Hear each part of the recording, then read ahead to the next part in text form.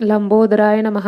శ్రీ సీతా లక్ష్మణ భరత శత్రుఘ్న హనుమత్ సమేత శ్రీ రామచంద్ర పరబ్రహ్మణే నమః. తారాని ఆధ్యాత్మిక ఛానల్కి మీ అందరికీ స్వాగతం.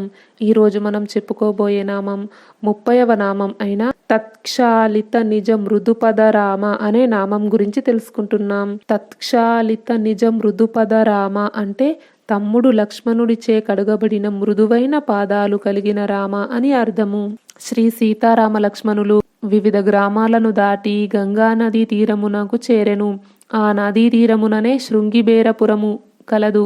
మహారథుడైన ఆ రఘురాముడు సుడులు తిరుగుతున్న ఆ జలముల తరంగములతో కనిపిస్తున్న ఆ నదిని వీక్షించి రథసారథి అయిన సుమంత్రునితో ఇట్లన్నాడు, నేడు మనము ఇక్కడనే నివసిద్దాము. ఈ నది సమీపంలోనే ఒక పెద్ద గారవృక్షము ఉంది. అక్కడ అది చిగురుటాకులతో ఎన్నో పువ్వులతో శోభిస్తుంది. ఆ చెట్టు నీడలో నివసిద్దాము. పవిత్ర జలమైన మధుర జలాలు కలది. దేవదానవ గంధర్వుల చేత, మానవాళి చేత, మృగముల చేత, పక్షుల చేత సేవింపబడేది అయిన ఆ మహానదిని మనం దర్శిద్దాము. ఆ తర్వాత లక్ష్మణుడు సుమంత్రుడు ఆ రఘునందనుని మాటలకు తలూపి రథమును గార చెట్టు దగ్గరికి చేర్చారు. రమ్యమైన ఆ చెట్టు నీడలో ఆగిన రథము నుండి శ్రీరాముడు సీత లక్ష్మణులతో కలిసి కిందికి దిగారు. సుమంత్రుడు కూడా రథము నుండి దిగి ఆ ఉత్తమాశ్వాలను రథము నుండి విప్పేసి ఆ తర్వాత చెట్టు కింద చేరి ఉన్న శ్రీరామునకు నమస్కరించి ఆయన సమీపంలో నిలబడ్డాడు. గుహుడు అనే అతను ఆ ప్రదేశమునకు అధిపతి. అతడు శ్రీరామునకు భక్తుడు, ఆత్మీయుడు, మిత్రుడు, నిషాద జాతివాడు, చతురంగ బలములు కలవాడు, ఉత్తమ పరిపాలకుడుగా, పరమ భక్తుడుగా వాసిగాంచినవాడు. మహాపురుషుడైన శ్రీరాముడు తన దేశమునకు తన జాతి వారితో కూడి ఆయనను సమీపించెను. తన దగ్గరకు వస్తున్న నిషాదరాజైన గుహుని దూరము నుండే చూసి లక్ష్మణునితో కూడి ఎదురేగి అతనిని కలిసికొనెను. ఆ తర్వాత గుహుడు నారచీరలను ధరించి ఉన్న శ్రీరాముణ్ణి చూసి సంతప్తుడై ఆయనను కౌగిలించుకొని ఇట్లన్నాడు, ప్రభు, ఈ రాజ్యము మీకు అయోధ్య వంటిది. నేను మీ సేవకుణ్ణి. ఏమి చేయాలో ఆజ్ఞాపించండి. ఓ మహాబాహు, మీ వంటి ప్రియమైన అతిథి ఎవరికి లభిస్తాడు? ఆ తర్వాత గుహుడు వెంటనే వివిధములైన రుచికరములైన అన్నపానీయాలను తెప్పించాడు. ఆ స్వామికి అర్ఘ్య పాద్యాది సత్కారములను నెరపాడు. తర్వాత ఆయనతో ఇట్లన్నాడు, ఓ శ్రీరామ, మీకు స్వాగతము. ఈ రాజ్యమంతా మీదే. మీరు మాకు ప్రభువులు, మేము మీ పరిచారకులము. కాబట్టి సాదరంగా ఈ రాజ్యమును పరిపాలించండి. భక్ష్యములు, భోజ్యములు, పానకములు మొదలైనవి, లేహ్యములు ఇక్కడ సిద్ధముగా ఉన్నాయి. అందరూ ఆరగించండి అని శయ్యలు ఏర్పాటు చేశాడు. గుర్రములకు గడ్డి మొదలగు ఆహార పదార్థములు సిద్ధం చేశాడు. శ్రీరాముడు ఇట్లన్నాడు, మిత్రమా, నీవు కాలినడకతో ఇంత దూరం వచ్చి స్నేహ సద్భావములను ప్రకటించావు. నీ ఆదరాభిమానములే సకల సత్కారములు. పూర్తిగా ప్రసన్నులమైతిమి. తర్వాత శ్రీరాముడు బలమైన తన బాహువులతో గుహుని కౌగిలించుకొని ఇట్లన్నాడు, ఓ మిత్రమా, నీవు నీ బంధువులు క్షేమముగా ఉన్నందుకు నాకు సంతోషము. నీ రాష్ట్ర ప్రజలు, నీ మిత్రులు, నీ వన సంపదలు భద్రమే కదా. మీరు ఆదరాభిమానములతో మాకై అన్నపానాదులను సమకూర్చినందుకు నేను ఎంతో ఆనందపడుతున్నాను. కానీ నేను వీటిని ప్రతిగ్రహించజాలను. ఎందుకంటే ప్రస్తుతం నేను పితృవాక్య పరిపాలన ధర్మమునకు బద్ధుడై వనములయందు తాపసిగా ఉన్నాను. కాబట్టి నారచీరలు, మృగచర్మం ధరించి ఉన్నాను. ఫలమూలాలే నాకు ఆహారము. దీనిని గమనించు. మీరు సమకూర్చిన పదార్థాలలో అశ్వగ్రాసము మాత్రము స్వీకరిస్తాను. మిగిలిన వాటితో మాకు పని లేదు. అన్యదా భావింపవద్దు. ఇప్పుడు ఈ మాత్రపు మీ సహకారమే మాకు ఒక గొప్ప సత్కారము. మా తండ్రి అయిన దశరథ మహారాజుకు ఈ అశ్వములు ఎంతో ఇష్టమైనవి. ఇవి హాయిగా ఉండేటట్లు పోషణ జరిగితే అది మాకు జరిగిన చక్కని సత్కారమే అవుతుంది. ఆ తర్వాత గుహుడు ఈ అశ్వములకు కావలసిన గ్రాసమును, నీటిని ఏర్పాటు చేయించాడు. ఆ తర్వాత శ్రీరాముడు తన వల్కలమును అంటే నారచీరలను ఉత్తరీయాలుగా ధరించి సాయం సంధ్యోపాసనను పూర్తి చేసెను. లక్ష్మణుడు స్వయంగా తీసుకొని వచ్చిన జలమును ఆహారంగా స్వీకరించెను. ఆ తర్వాత లక్ష్మణుడు శ్రీరాముని యొక్క మృదువైన పాదాలను ప్రక్షాళన చేశాడు. అంటే శ్రీరాముని యొక్క మృదువైన పాదాలను గంగాజలంతో కడిగాడు. ఆ తర్వాత శ్రీరాముడు ఆచమనం చేసి నేల మీద తృణశయ్యపై భార్యతో కూడి శయనించాడు. అప్పుడు వారికి కొంత దూరముగా ఒక చెట్టు దగ్గర లక్ష్మణుడు నిలబడి ఉన్నాడు.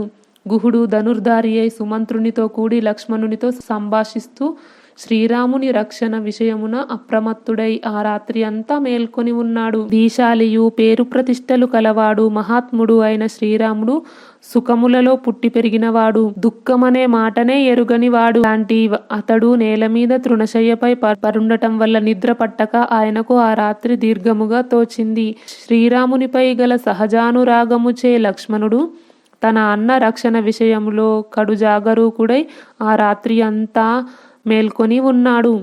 శ్రీరాముని యొక్క ఈ కష్టదశను చూసి గుహుడు ఎంతో సంతృప్తుడై లక్ష్మణునితో ఇట్లన్నాడు: నాయనా, ఓ రాజకుమారా, నీ కొరకై ఈ చక్కని శయ్య ఏర్పరచబడింది. దీనిపై హాయిగా విశ్రమింపుము. ఇక్కడనున్న మేమందరము మీ సేవకులము, వనవాసులము కాబట్టి ఎలాంటి కష్టములకైనను తట్టుకోగలము.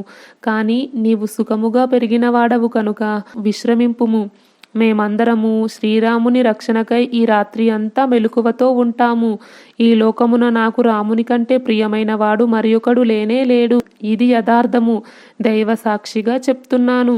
నాకు శ్రీరాముని అనుగ్రహము ఒక్కటి ఉన్నా చాలు. ఆ అనుగ్రహ ప్రభావము నాకు ఈ లోకమున శాశ్వతమైన కీర్తి, పరమధర్మ ప్రాప్తి, అపారమైన ధన సంపదలు అబ్బును. నేను శ్రీరామునికి ప్రియమిత్రుడను, ఆయన అనుగ్రహమును కోరుకుంటున్నవాడను. శయనిస్తున్న ఈ సీతారాముల రక్షణ విషయమున నేను నా వారితో కలిసి ధనుర్ధారినై అన్ని విధములా జాగరూకుడనై ఉంటాను. ఈ అడవి అంతటా నేను సంచరించి ఉన్నాను. ఇందులో నాకు తెలియనిదేదీ లేదు. ఎంతటి చతురంగ బలములు వచ్చి మీద పడినా వాటిని మేము నిలువరింపగలము అన్నాడు. ఆ తర్వాత లక్ష్మణుడు గుహునితో ఇట్లన్నాడు: ఓ పుణ్యపురుష, ధర్మాత్ముడవైన నీవు మమ్ములను రక్షిస్తూనే ఉన్నావు. ఈ విషయమున మాకెలాంటి భయము లేదు. సీతారాములు ఈ విధముగా నేలపై శయనించి ఉండగా నాకు నిద్ర ఎట్లా పడుతుంది? మనసుకు ఊరట ఎట్లా చేకూరును? సుఖాలోచనలు ఎట్లా వచ్చును? దేవాసురులందరూ కలిసి అయినను యుద్ధరంగమున శ్రీరాముని ఎదుర్కోజాలరు. అలాంటి మహావీరుడు కూడా నేడు గడ్డి పరకల సజ్జనే సుఖతల్పంగా భావించి సీతాదేవితో కూడి శయనించి ఉన్నాడు. చూడుము, దశరథ మహారాజు గాయత్రి మొదలగు మంత్రజపములు చేయుట చేతను, చంద్రయానాది వ్రతములను, గొప్ప గొప్ప తపస్సులను ఆచరించుట వలనను, పుత్రకామేష్టి మొదలైన యజ్ఞములను చేసిన కారణమునను ఆయనకు శ్రీరాముడు పుత్రుడుగా లభించాడు. అన్ని లక్షణముల చేత ఆ మహారాజుకు సదృశుడే ఇతడు. శ్రీరాముడనిన ఆ ప్రభువుకు ఎంతో ఇష్టము. ఆ ప్రభువు వనవాసి అయిన పుత్రుని ఎడబాటును తట్టుకోలేక ఎక్కువ కాలం జీవింపజాలడు. ఫలితముగా ఈ భూమండలం, ఈ కోసల దేశం దిక్కులేనిదవును. అందువలన రామజనని కౌసల్యాదేవి, మహారాజు దశరథుడు, మా తల్లి సుమిత్రాదేవి వీరందరూ ఈ రాత్రి వరకు జీవించి ఉన్నారో లేరో చెప్పజాలను. ఒకవేళ సుమిత్రామాత శత్రుఘ్నుని కొరకైనను జీవించి ఉండుట సంభవమే కాని వీరపుత్రుని గన్న కౌసల్య జనని మరణించుననేది ఆలోచన మాత్రం నన్ను కృంగదీయుచున్నది. అయోధ్య ప్రజలందరూ మహారాజుపై గాఢమైన అనురాగం కలవారే. ఆ నగరము ఎల్లరుకును సుఖ సంతోషములను గూర్చున్నది. రాజు మృతి చెందినచో ఆ నగరవాసులందరూ ఎన్నో రీతుల వ్యధ చెందుతారు. పరిణామమున ఆ పురము నిర్మానుష్యమవుతుంది. సద్గుణ సంపన్నుడు, జ్యేష్ఠుడు అయిన ప్రియసుతుడు కన్నుల ముందర లేక సుతిమెత్తని మనస్సు గలవాడైన దశరథ మహారాజు యొక్క ప్రాణములు ఆయన శరీరమును ఎట్లా నిలిచి ఉండగలవు? వెంటనే కౌసల్యమాత కూడా అసువులు కోల్పోవును. అనంతరం మా తల్లి సుమిత్రాదేవియు వారినే అనుసరించును. మా తండ్రి దశరథుడు శ్రీరాముని యువరాజ పట్టాభిషిక్తుణ్ణి గావించాలని తన ప్రయత్నము భంగమవటం వల్ల అతడు ఎంతో కుమిలిపోయి దివంగతుడవుతాడు. ఆ అయోధ్య నగరము చూడముచ్చరైన వీధుల కూడళ్లతోనూ ఇండ్ల ముంగిళ్లతోనూ అలరారుతూ ఉంటుంది. అందలి రాజమార్గములు విశాలమై చక్కగా రూపుదిద్దుకొని గృహ పంక్తులతో విరాజిల్లుచుండును. అందు సంపన్నుల హర్ష్యములు, దేవమందిరములు, రాజభవనములు కనువిందు గావించుచుండును. దేవదాసి గణముల నృత్యగాన వినోదములతో శోభిల్లుచుండును. అచటి వీధులు అటునిటు సంచరించుచున్న రథములతో, అశ్వములతో, గజములతో నిండియుండును. ఆ పట్టణము వివిధ వాద్యనాదములతో, మేళతాళాలతో ప్రతిధ్వనించుచుండును. కళ్యాణోత్సవములు, పుత్రజన్మాది మహోత్సవములు మున్నగు వేడుకలతో కలకలలాడును. అందులోని ప్రజలు చక్కటి శరీర పుష్టి కలిగి ఆరోగ్య భాగ్యములతో సుఖశాంతులతో వర్ధిల్లుచుందురు. అక్కడి పుష్పవాటికలు, ఉద్యానవనములు, క్రీడా మైదానములు మనోహరంగా ఉండును. సహజమునకు సంబంధించిన హరికథలు, పురాణ ప్రవచనములు, నాటక ప్రదర్శనములు ఆ పురజనులకు వినోద విలాసములను మనోవికాసములను కూర్చుచుండును. మా తండ్రి గారి రాజధాని అయినట్టి అయోధ్య నగరమునందు సుఖ సంతోషములతో జీవించు ప్రజల భాగ్యమే భాగ్యము. మేము మా వనవాస దీక్షను ముగించుకొని తిరిగి వచ్చు వరకు మా తండ్రి దశరథుడు జీవించి ఉంటాడా? సత్యవ్రతుడైన ఆ మహాత్ముని దర్శన భాగ్యము మరలా మాకు అబ్బునా? శ్రీరాముని వనవాస వ్రతము ముగిసిన తర్వాత మేము అయోధ్యకు చేరినప్పటికీ సత్యసంధుడు దశరథ మహారాజు క్షేమంగా ఉండునా? మరలా ఆయనను చూచెటి అదృష్టం మాకు పట్టున? మహాత్ముడు రాజకుమారుడు అయిన లక్ష్మణస్వామి ఈ విధంగా దుఃఖార్తుడై పరితపించుతూ ఉండగా ఆ రాత్రి గడిచిపోయింది. ప్రజల మేలు కొరకై పాటుపడే రాజపుత్రుడగు లక్ష్మణుడు అన్న అయిన శ్రీరామచంద్రునిపై గల అనురాగ కారణమున ఈ విధముగా వాస్తవ విషయములను వివరించాడు. ఆ పలుకులను విన్న నిషాదరాజు గుహుడు దుఃఖపీడితుడై జ్వరబాధకు లోనై గజరాజు వలె మిక్కిలి వ్యాకులపాటుతో కన్నీరు కార్చెను. రాత్రి గడిచిన తర్వాత సుప్రభాత వేళ విశాల వక్షస్థల శోభితుడైన మిక్కిలి వాసిగాంచితుడైన సకల శుభలక్షణములు గలవాడు అయిన లక్ష్మణుడితో ఇట్లన్నాడు: నాయన, శుభప్రదమైన రాత్రి ముగిసింది. ఇది సూర్యోదయ సమయము. నల్లని పక్షి అయిన ఈ కోకిల పంచమస్వరమును వినిపిస్తున్నది. వనమున నాట్యములు చేస్తున్న నెమళ్ళు క్రీంకారములు వినబడుచున్నవి. ఓ సౌమ్యుడా, సముద్రమున కలియుటకై పరిగిడుతున్న ఈ గంగానదిని దాటి ఆవలి తీరమునకు చేరుదాము. తగిన ఏర్పాట్లు చూడుము అన్నాడు. శ్రీరాముని ఆదేశవచనములను గ్రహించి మిత్రులకు ఆనందమును గూర్చి వాడైన లక్ష్మణుడు నిషాదరాజైన గుహుని, రథసారథి అయిన సుమంత్రుణ్ణి పిలిచి, అన్నగారి మాటలను మీరు కూడా విన్నారు గదా అని పలికి, తాను అగ్రజుని ఎదుట నిలిచి శ్రీరాముని పలుకులను విన్న ఆ గుహుడు వాటిని శిరోధార్యములుగా భావించెను. వెంటనే అతడు తన సచివులను పిలిచి వారితో ఇట్లన్నాడు: చక్కని చుక్కాని కలిగి కర్ణధారి చుక్కాని పట్టువానితో గూడినదై భద్రమైనదియు దృఢముగానున్నట్టిదియు ప్రయాణము చేయువారికి క్షేమముగా గమ్యమునకు చేర్చుగలది అయిన ఒక మంచి నావను శ్రీరాముని నిమిత్తమై రేవునందు సిద్ధముగా ఉంచండి అని గుహుడు తన సచివులకు ఆదేశించాడు. ఆ తర్వాత గుహుడు తన ముఖ్య సచివులు అతని ఆదేశమును శిరసావహించి వెంటనే అందమైన ఒక నావను రేవుకు చేర్చి ఆ విషయమును గుహునకు నివేదించారు. అప్పుడా గుహుడు శ్రీరామునికడ ప్రాంజలి అయి నిలిచి ఇట్లన్నాడు: స్వామి, రేవులో నావ సిద్ధముగా ఉన్నది. ఇంకా మీ కొరక ఏమి చేయవలనో సెలవిమ్ము. దివ్య తేజస్సు గల ఓ నరశ్రేష్ఠుడా, పితృవాక్య పరిపాలనా వ్రతము ఆచరిస్తున్న ఓ రామ, సముద్ర పర్యంతము ప్రవహిస్తున్న ఈ గంగానదిని దాటుటకై నావ సిద్ధపరచబడింది. దానిని అధిరోహించండి అన్నాడు. ఆ తర్వాత మహా తేజస్వి అయిన శ్రీరాముడు గుహునితో, మాకు చక్కగా సహాయపడ్డావు. ఈ గుణపము గంప మొదలగు వానిని నావలోకి చేర్చుము అని పలికాడు. ఆ తర్వాత ఆ రామలక్ష్మణులు కవచములు తూనీరములను ధరించి నడుములకు ఖడ్గములు కట్టుకొని ధనుర్ధారులై సీతాదేవితో కూడి గంగా నది రేవునకు చేరారు. అప్పుడు సుమంత్రుడు ధర్మజ్ఞుడైన శ్రీరాముని వద్దకు చేరి వినయంగా నమస్కరించి, నేను ఏమి చేయవలయునో సెలవిండు అని అన్నాడు. శ్రీరాముడు తన కుడి చేతితో సుమంత్రుని తనువును స్పృశించుచు ఇట్లా వచించాడు: ఓ సుమంత్ర, వెంటనే మరలి రాజుగారి కడకు వెళ్ళుము. అక్కడ అప్రమత్తమై ఉండుము. రాజాజ్ఞ మేరకు మేము ఇంతవరకు ఈ రథముపై ప్రయాణము చేసితిమి. ఇక ఇక్కడి నుండి రథము వీడి కాలినడకతో వనములకు వెళ్తాము. నీవు మరలి వెళ్ళుము.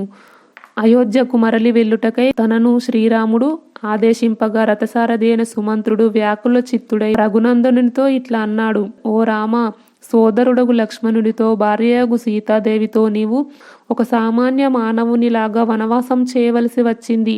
ఇది విధి నిర్ణయము. దీనిని ఈ లోకమున ఎవ్వడు అతిక్రమింపజాలడు. బ్రహ్మచర్య వ్రతపాలనము, వేదశాస్త్రాధ్యయనము, మృదు స్వభావము, రుజువర్తనము సత్ఫలదాయకమని శాస్త్రములు చెప్తున్నావి. కానీ ఈ శుభలక్షణములన్నీ కలిగిన మీరు ఈ వనవాస దుఃఖములకు లోనయ్యారు. దీనిని బట్టి చూడగా అవి ఎంతవరకు సత్ఫలములు ఇచ్చునవియో అని తెలియకున్నాను. ఆ తర్వాత ఎన్నో విధములుగా సుమంత్రుని ఓదార్చెను. ఆ తర్వాత గుహునితో యుక్తియుక్తముగా ఇట్లన్నాడు. ఓ నిషాదరాజా, ప్రస్తుతము జనసమ్మర్దము గల ఈ ప్రదేశములలో నేను ఉండకూడదు. మా తండ్రి ఆజ్ఞను అనుసరించి నేను ఆశ్రమమున నివసింపవలసి ఉన్నది. కాబట్టి తండ్రి గారికి ఇహపరలోక లాభాలు ప్రాప్తించడం కోసం తాపసులు పాటించే భూషయనము, ఫలమూలాలను ఆహారముగా తీసుకోవటం, ఇంకా మిగిలిన నియమాలను స్వీకరించి సీతా లక్ష్మణుల సహకారముతో జడలు ధరించి వనాలకు వెళ్తాను. కాబట్టి వెంటనే మర్రిపాలను తెప్పింపుము. రామాజ్ఞను అనుసరించి గుహుడు వెంటనే మర్రిపాలను తెప్పించాడు. ఆ తర్వాత శ్రీరాముడు ఆ పాలతో తనకు తన తమ్ముడు లక్ష్మణునకు జడలు సిద్ధపరచెను. దీర్ఘబాహువు నరశ్రేష్ఠుడు అయిన శ్రీరాముడు జటధారి అయ్యాడు. ఆ తర్వాత అన్నదమ్ములైన ఆ రామలక్ష్మణులు నారచీరలను జడలను ధరించిన వారై ఋషులలాగా శోభిల్లారు. ఆ తర్వాత శ్రీరాముడు లక్ష్మణ సహితుడై వికనస మహర్షి ప్రతిపాదించిన మార్గమున వానప్రస్థాశ్రమమును ఆశ్రయించి గంగానదిని దాటించుటకై గుహుని సహాయం కోరాడు. ఓ నిషాదరాజా, చతురంగ బలములు, కోశాగారము, దుర్గము, దేశము అను ఈ అన్నింటి రక్షణమున జాగరూకుడవై ఉండుము. రాజ్యమును పరిరక్షించుకోవటం ఎంతో కష్టసాధ్యమైన విషయం సుమా. ఆ తర్వాత ఇక్ష్వాకు వంశజుడైన శ్రీరాముడు గుహుణ్ణి వీడ్కొని సీతా లక్ష్మణులతో కూడి ఎట్టి వ్యాకులపాటు లేకుండా వెంటనే బయలుదేరాడు. ఆ తర్వాత శ్రీరాముడు నదీ తీరము గల పడవను చూచి పరవళ్ళు ద్రొక్కుచూ ప్రవహిస్తున్న గంగానదిని దాటగోరిన వాడై లక్ష్మణునితో ఇట్లన్నాడు. లక్ష్మణ, నావ సిద్ధముగా ఉన్నది. దానిని గట్టిగా పట్టుకొని భయస్వరూపురాలైన సీతను నెమ్మదిగా నావ మీదికి చేర్చుము. ఆ తర్వాత నీవు పడవ ఎక్కుము. తర్వాత వినయశోభితుడైన లక్ష్మణుడు రాముని ఆదేశమును విని దానిని యథాతథముగా అనుసరిస్తూ ముందుగా సీతాదేవిని తిన్నంగా నావలోకి చేర్చి ఆమెను కూర్చోబెట్టాడు. ఆ తర్వాత తాను ఆ పడవను ఎక్కాడు. ఆ తర్వాత తేజస్వి అయిన శ్రీరాముడు స్వయంగా ఆ నావలోకి ఎక్కాడు. పిదప నిషాదరాజైన గుహుడు నావను ఆవలి తీరమునకు నడుపుము అని తన వారిని ఆదేశించెను. నావను ఎక్కిన తర్వాత మహా తేజోమూర్తి అయిన శ్రీరామచంద్రుడు బ్రాహ్మణులను, క్షత్రియులను జపించదగినదియు తనకు హితకరమైనదియు అగు దైవీం నావం అను మంత్రమును జపించాడు. సీతారామ లక్ష్మణులు శాస్త్ర మర్యాదను అనుసరించి ఆచమించి ఆ పవిత్ర గంగా నదికి ప్రీతితో నమస్కరించారు. ఆ తర్వాత శ్రీరాముడు సుమంత్రునికి సేనాసహితుడైన గుహునికి వెళ్ళటానికి ఆజ్ఞ ఇచ్చాడు. ఆ తర్వాత అతడు స్థిమితముగా అందులో కూర్చొని ఇక నావను సాగిపోనిండు అని నావికులను ఆదేశించాడు. వెంటనే నావికులు పడవను నడుపసాగిరి. కర్ణధారి అంటే చుక్కాని పట్టుకొనువాడు చుక్కాని త్రిప్పుతూ సురక్షితంగా పడవను సరియగు మార్గమున పోనిస్తూ ఉన్నాడు. నావికులు బలమైన తేడ్లను వేగముగా చేయించడం వల్ల పడవ ఆ ప్రవాహ జలములలో చాలా దూరము దాటిపోయింది. ఆ పడవ గంగానది ప్రవాహము యొక్క మధ్య భాగమునకు చేరినప్పుడు పూజ్యురాలైన సీతాదేవి దోసిలి యొగ్గి గంగాదేవిని ఇట్లా ప్రార్థించింది. ఓ గంగాదేవి, ఇతడు దీశాలి అయిన దశరథ మహారాజు యొక్క పుత్రుడు. తండ్రి ఆదేశమును అనుసరించి వనవాస దీక్షితుడై ఉన్నాడు. నీచే సురక్షితుడైన ఈయన నా తోడను తన తమ్ముడగు లక్ష్మణుని తోడను కూడి పూర్తిగా 14 సంవత్సరాల కాలమున వనములలో గడిపి మళ్ళీ తిరిగి రాగలడు. మహిమాన్వితురాలైన ఓ గంగాదేవి, మా వనవాస జీవితమును ప్రశాంతముగా ముగించుకొని సఫల మనోరథనై క్షేమముగా తిరిగి వచ్చినప్పుడు సంతోషముగా నిన్ను పూజిస్తాను. నీవు ఈ లోకమునకు దిగివచ్చిన సాగర ప్రభువునకు భార్యవై మాకు దర్శనమిచ్చిన మహాత్మురాలివి. శుభస్వరూపురాలైన ఓ గంగాదేవి, మహాపురుషుడైన శ్రీరాముడు క్షేమంగా వనవాసమును ముగించుకొని అయోధ్యాపతి అయిన తర్వాత నేను నిన్ను మళ్ళా దర్శించి ప్రణమిల్లుచు స్తుతిస్తాను. అంతేకాదు, నీకు సంతృప్తిని కూర్చడానికి బ్రాహ్మణోత్తములను 1,00,000 గోవులను అమూల్యములైన వస్త్రములను సమర్పించి కమ్మని పదార్థములతో వారికి అన్నదానం చేస్తాను. ఇలా సీతాదేవి గంగాదేవిని రకరకాలుగా మొక్కులు మొక్కుకున్నది. శ్రీరాముడు తన వారితో గంగానది ఆవలి తీరమున వన ప్రయాణము చేయుచుండగా వారు కనబడనంత వరకు సుమంత్రుడు రెప్పలార్పక వారిని చూస్తూనే ఉన్నాడు. వారు తన చూపులకు అందనంత దూరము వెళ్ళిపోయిన తర్వాత అతడు తన దృష్టిని అటు నుంచి మరల్చి ఎంతో పరితపిస్తూ వ్యాకుల చిత్తుడై కన్నీరు కార్చెను. దిక్పాలురులాగా ప్రతిభాశాలి, ప్రజల అభీష్టములను తీర్చేవాడు, మహాత్ముడు అయిన శ్రీరాముడు గంగానదిని దాటి క్రమముగా వత్సరాజ్య వన ప్రదేశములలోని ప్రయాగ సమీపమున ప్రవేశించాడు. అది చక్కని పైరు పంటలతో కలకలలాడుతుంది. దేశ ప్రజలు అందరూ సకల సంపదలతో తులతూగుతూ మిక్కిలి సంతోషంతో జీవిస్తున్నారు. రామలక్ష్మణులిద్దరూ ఆ వనములలో క్షత్రియ ధర్మమును అనుసరించి ఆశ్రమవాసులకు హానిని గూర్చునట్టి అడవి పందులను, మనుబోతులు, కొమ్ముల దుప్పలు, చారల దుప్పలు అనే చతుర్విధ మృగములను వేటాడారు. ఆ తరువాత సాయంకాల సమయంలో పవిత్రమైన కందమూల ఫలములను తీసుకొని వచ్చి సీతతో గూడి ఒక చెట్టు నీడకు చేరిరి. వచ్చే వీడియోలో మరొక నామం గురించి తెలుసుకుందాం. ఈ వీడియో గురించి మీ అభిప్రాయాన్ని కామెంట్ బాక్స్లో తెలియజేయండి. ఈ వీడియో నచ్చితే లైక్ చేయండి, షేర్ చేయండి. తారాని ఆధ్యాత్మిక ఛానల్ని సబ్స్క్రైబ్ చేయండి. బెల్ ఐకాన్ గుర్తుపై క్లిక్ చేయండి. ఇంతవరకు ఈ వీడియో చూసినందుకు మీ అందరికీ ధన్యవాదాలు. లోకా సమస్త సుఖినో భవంతు. కృష్ణార్పణం.